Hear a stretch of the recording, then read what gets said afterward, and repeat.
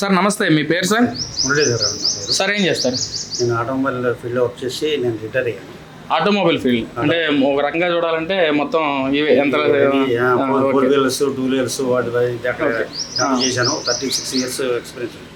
Sir మరేంటి sir, మరి ఈ రోజున ఆయిల్ రేట్ల మీద బీభత్సంగా రేట్లు పెంచేశారు.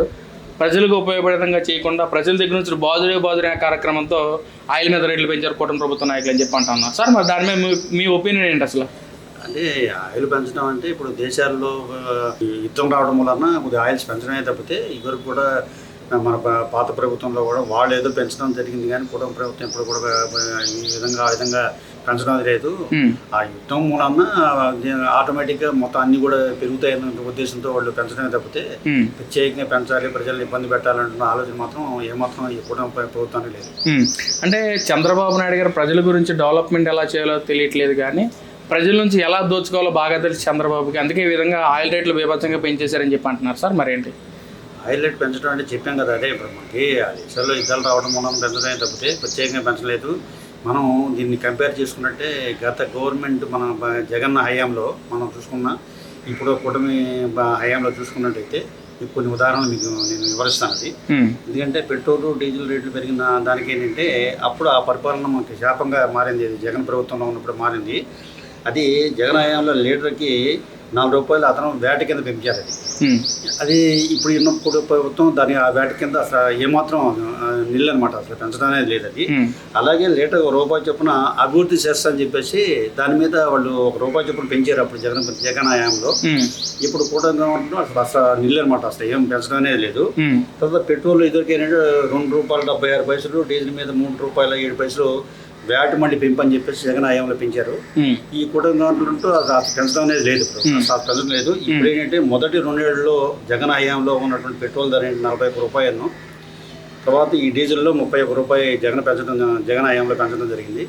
ఈ కూటమి గవర్నమెంట్ ఈ యుద్ధ కారణంగా లీటర్పై ₹3 ₹2 పెంచడం, పెట్రోల్ ₹3, డీజిల్ ₹2 పెంచడం తప్పితే ఈ పెంచడం అనేది పెంపుదల ఈ 2 సంవత్సరాలు కూడా వీళ్ళు ఉన్నటువంటి రేపు జూన్కి 2 సంవత్సరాలు అవుతుంది.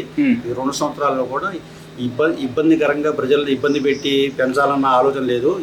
యుద్ధ కారణంగా తప్పని పరిస్థితి, ఎవరికైనా సరే ఏ ప్రభుత్వం ఉన్నా సరే యుద్ధ కారణంగా ఈ తప్పని పరిస్థితుల్లో పెంచడమే తప్పితే కూటమి గవర్నమెంట్లో ప్రజల్ని ఇబ్బంది పెట్టేటువంటి కార్యక్రమాలు ఏం చేయట్లేదు. సార్ మరి అదేవిధంగా ఈ రోజున మోడీ గారు ఏదైతే పిలిపించారో, మీరు ఆయిల్ తక్కువ వాడుకోండి, గ్యాస్ తక్కువ వాడుకోండి ఒక్కో రోజున అని చెప్తే, ఇటు పక్కన వైసీపీ నాయకులు దాన్ని వ్యంగ్యీకరిస్తూ ముందు మీ నాయకులు చెప్పండి తర్వాత బయట వాళ్ళకి చెప్తారు కదా అని చెప్పి ముందు మీ నీతులని మీ నాయకులకి చెప్పండి అని చెప్పి అంటున్నారు సార్. మరి దాని మీద ఏంటి చెప్పమంటే, ఇప్పుడు ఆయన ఉద్దేశంలో ఏంటంటే మనం ఎటువంటి పరిస్థితుల్లో మన దేశాన్ని ఇబ్బంది పెట్టకుండా ఇప్పుడు కూడా ఈ పెట్రోల్ బంకుల్లో కూడా ఇప్పుడు చంద్రబాబు నాయుడు గారు 10% ఇదివరకు ఉన్నటువంటి ఏదైతే నిల్వలు ఉన్నాయో ఆ నిల్వల టైం నుంచి 10% కూడా ఇంక్రీజ్ చేయమని చెప్పేసి పెట్రోల్ బంకుల వాళ్ళు కూడా చెప్తున్నారు చంద్రబాబు నాయుడు. ఇప్పుడు దాన్ని ఏంటంటే ఈయన కంట్రోల్ చేయడానికి ఏంటంటే ఇది వర్క్ ఫ్రమ్ హోమ్ కూడా పెట్టారు. ఎందుకంటే ఈ కాలేజ్ వర్క్ ఫ్రమ్ హోమ్ వల్ల ఏమవుతుందంటే ఈ వెహికల్స్ వాళ్ళు దానివల్ల కూడా ఇంధనాలు అన్నీ కూడా మనకు ఇబ్బంది లేని పరిస్థితుల్లో కొత్త లేకుండా ఉండే పద్ధతులు చెప్పారు. అది కూడా చెప్పడం జరిగింది. అలాగే ఆయన కూడా ఏంటంటే ప్రధానమంత్రి గారు కూడా చెప్పడం ఏంటంటే దీనివల్ల కొంతమంది విమర్శ చేస్తున్నారు, కానీ అది విమర్శ వైసీపీ నాయకులు విమర్శ ఇవ్వడారు కాదు. వాళ్ళు ఎప్పుడు కూటమి గవర్నమెంట్ వచ్చినప్పుడు కూడా వాళ్ళు విమర్శ చేస్తున్న వాళ్ళు ఇప్పుడు 2 సంవత్సరాలు కూడా చేస్తూనే ఉన్నారు. దాంట్లో పసం ఉండదు. ఏదో చేయాలి కాబట్టి చేయాలి అని గవర్నమెంట్ ఏంటంటే చాలా దాన్ని ఏంటంటే పాపులారిటీ తీసుకొచ్చి కూటమి గవర్నమెంట్ని దుష్ప్రచారం చేసి దాన్ని చేయాలనే పద్ధతిలో ఉన్నారు తప్పితే అసలు ఏమాత్రం దాని గురించి లేదు. తర్వాత ఈ ప్రధానమంత్రి గారు కూడా ఈ చెప్పడం ఏంటంటే ఈ వాడకం కనుక తగ్గించినట్టయితే మనకు కొద్దిగా మనం దేశాన్ని మనం రక్షించుకోగలుగుతాం అనేటువంటి ఒక ఉద్దేశం మోడీ గారికి, తర్వాత మన సీఎం గారికి కూడా ఆ ఉద్దేశం ఉంది. కాబట్టి వాళ్ళు ఆ విధంగా ప్రచారం చేసుకుంటూ ఇబ్బంది లేని కార్యక్రమాల్లో రాష్ట్రాన్ని కానీ దేశాన్ని కానీ అభివృద్ధి చెందించాలన్న ఆలోచనలో ఉన్నారు సార్. మరి ముఖ్యంగా ఇప్పుడు 2 సంవత్సరాలు అవుతుంది కదా, అసలు ఏం సార్ ఎలా ఉంది ఓవరాల్గా పరిపాలన చూసుకున్నట్లయితే ప్రజలకు ఉపయోగపడే విధంగా ఉందా లేక ఏంటి సార్? ప్రజలకి ఉపయోగం అంటే అసలు పాతానికి జగన్ హయాంలో చూసిన దానికి ఇప్పుడు ఈ కూటమి గవర్నమెంట్ హయాంలో చూసిన దానికి అసలు సాపత్యమే లేదు.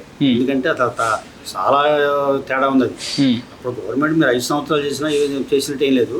ఇప్పుడు 2 సంవత్సరాలకి ఏంటంటే పోలవరం ప్రాజెక్టులను తర్వాత మిగతా రాష్ట్రానికి రాజధానికి ఎందుకంటే అది గెజిట్లో కూడా పెట్టారు కాబట్టి రాజధాని అని డెవలప్మెంట్స్ చాలా విపరీతంగా మీకు అసలు ఎలా జరుగుతుందని చెప్పలేము. 2020 నాటికి ఒక రూపం, అది ఆంధ్రప్రదేశ్ అంటే రాజధాని అమరావతి అనేటువంటి ఒక రూపాన్ని తీసుకురావాలన్న ఆలోచన ఉన్నారు. ఆ విధంగానే వీళ్ళకి కావాల్సిన నిధులు కూడా, అంటే పూర్తిగా వీళ్ళు అడిగిన నిధులు ఇవ్వకపోయినప్పటికి కూడా కొద్దిగా వాళ్ళకి సాటిస్ఫాక్షన్ లెవెల్లో సెంట్రల్ గవర్నమెంట్ కూడా రాష్ట్ర ప్రభుత్వానికి సహాయం చేస్తున్నదని మనం చెప్పుకోవడానికి అవకాశం. సార్, మరి మీరు మోటార్ ఫీల్డ్ అంటా ఉన్నారు కదా, మరి ఈ రోజున మోటార్ ఫీల్డ్కి సంబంధించి రాయల్ ఎన్ఫీల్డ్ కంపెనీ మన రాష్ట్రానికి రావటం ఏంటి సార్, ఎలా ఉంది అసలు? రాయల్ ఫీల్డ్ అంటేనే, ఇప్పుడు రాయల్ ఫీల్డ్ అనుకోండి, ఆ బండి వెహికల్ చూస్తుంటేనే ఒక హుందాతనంగా ఉంటుంది. ఆ వెహికల్ అది చూస్తుంటే హుందాతనంగా ఉంటుంది.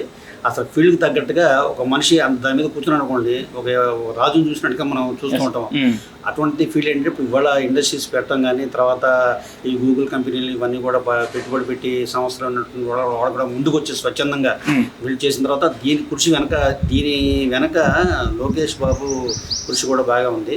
ఐటీ శాఖ మంత్రిగా ఉన్నాం కూడా ప్రజలందరినీ కూడా, వాళ్ళ మిగతా పెట్టుబడిదారులందరినీ కూడా ఒక సమైక్యంగా వాళ్ళతో చెప్పే విధంగా, ఏ విధంగా చెప్పి మనం పరిశ్రమ తీసుకురావాలనే ఆలోచనలో ఆ విధంగా కన్విన్స్ చేసి వాళ్ళని మన రాష్ట్రానికి ఈ సంవత్సరాన్ని కూడా తీసుకురావడం అనేది, అది లోకేష్ బాబు మన చంద్రబాబు నాయుడు గారి సలహాతో లోకేష్ బాబు ఈ విధంగా తీసుకురావడం అనేది అది గొప్ప విషయంగా చెప్పాలి.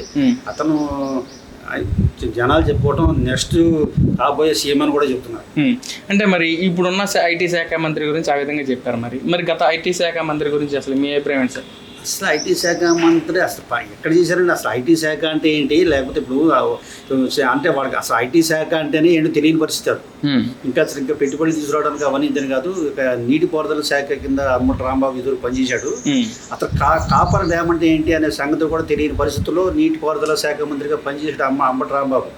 అంటే అటువంటి మంత్రులు అసలు వాళ్ళకి శాఖ అంటే ఏంటి, అసలు శాఖ దాంట్లో ఏంటి మనం పనులు చేస్తామన్నటువంటి ఆలోచన లేని వ్యక్తుల్ని జగన్ ఇష్టానుసారంగా మంత్రులు చేసేసి ఏమి తెలియని పరిస్థితుల్లో రాష్ట్రాన్ని సర్వనాశనం చేశాడనే విషయం అనేది మనం గట్టిగా చెప్తాం. కాబట్టి అంటే మీరు అన్న మాటల ప్రకారం ఏంటంటే అసలు ఏ శాఖ ఏ మంత్రి కూడా తెలియని పరిస్థితి ఉంది. అంటే అది ఏ శాఖ ఎవరికి ఇవ్వాలనే సంగతిని కాపాడినా కూడా యాక్చువల్గా అయితే మిగతా శాఖల్లో ఇప్పుడు కూటమి గవర్నమెంట్ ఉంది.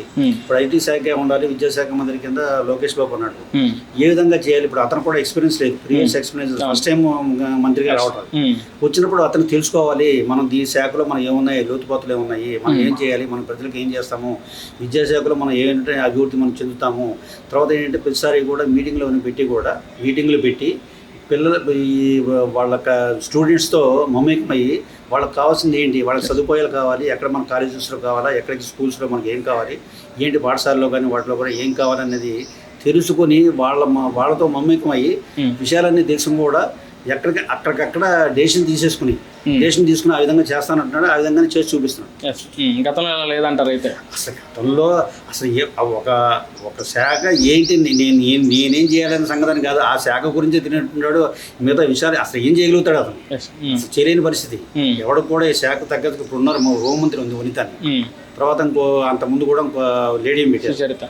అసలు సుచరిత ఉంది.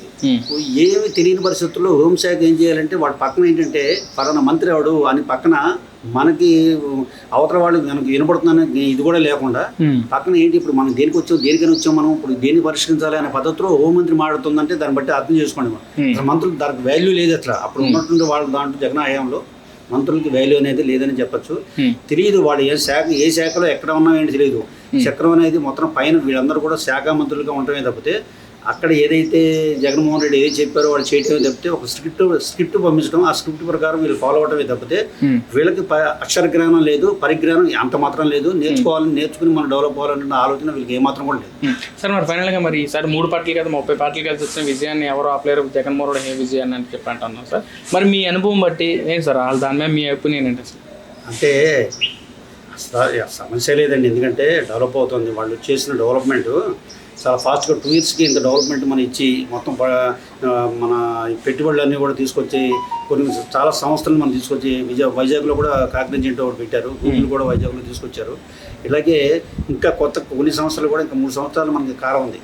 కాబట్టి ఈ జూన్కి 2 సంవత్సరాలు కంప్లీట్ అవుతుంది. ఇంకా మీకు 3 సంవత్సరాలుగా ఇది ఉంది కాబట్టి ఈ 3 సంవత్సరాల్లో 2029 నాటికి అసలు ఆంధ్రప్రదేశ్ ఎట్లా ఉంటుందో మనం ఊహించిన పరిస్థితుల్లో తీసుకుని అభివృద్ధి తీసుకొచ్చే పందాలో ఒక విజన్ లీడర్ ఉన్నటువంటి చంద్రబాబు నాయుడు కానీ తర్వాత ఏంటంటే వాళ్ళకి సహాయ సహకారాలు అందించే కేంద్ర ప్రభుత్వం కూడా మంచి సదుపాయాలు వాళ్ళకు కూడా కావాల్సినటువంటి నిధులు కూడా ఇచ్చి ప్రోత్సహిస్తుందని చెప్పచ్చు. అయితే జగన్ మాత్రం గెలిపించినంటారు? అసలు ఏమాత్రం అవకాశమే లేదు. ఆ ఒక్కటి పులివెందుల్లో ఇప్పుడు జనాలు అనుకోవడం ఏంటంటే పులివెందుల్లో ఉన్నటువంటి ఒక సీట్ అయినా గెలుస్తారని చెప్పారు. ఇప్పుడున్న పరిస్థితుల్లో ఆ సీట్ కూడా రావడానికి కష్టం.